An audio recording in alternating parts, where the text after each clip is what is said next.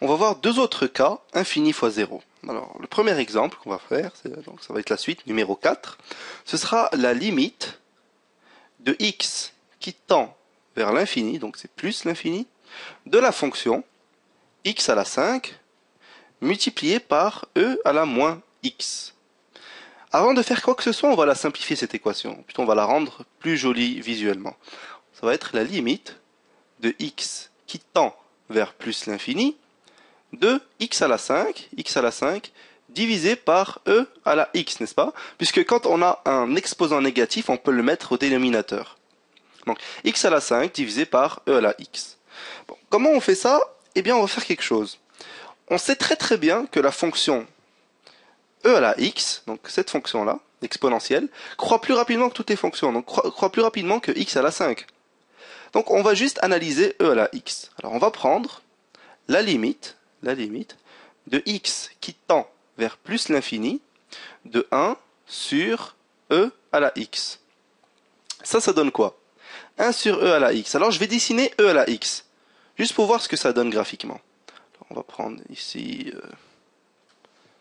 comme ça, axe des x ici, et puis axe des y. E à la x, c'est une exponentielle, donc ça fait quelque chose qui est comme ça.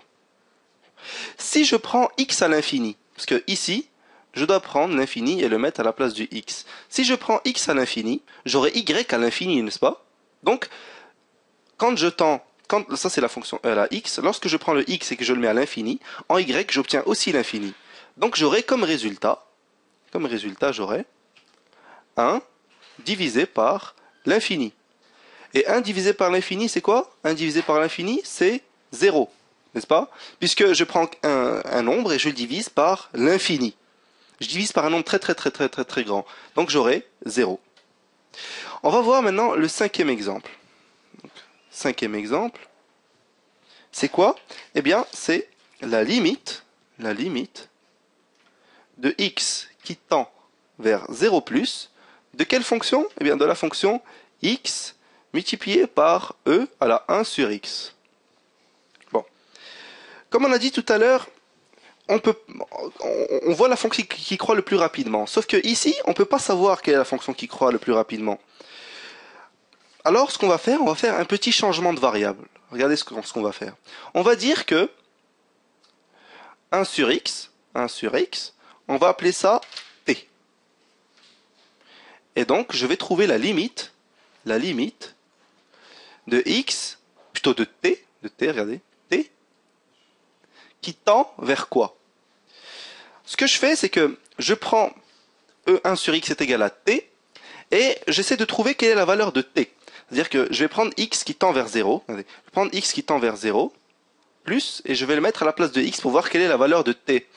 Donc 1 sur 0 plus, ça donne plus l'infini, comme j'ai dit dans l'autre exemple, donc qui tend vers plus l'infini, de la fonction, ce n'est pas x, c'est bien x est égal à 1 sur t.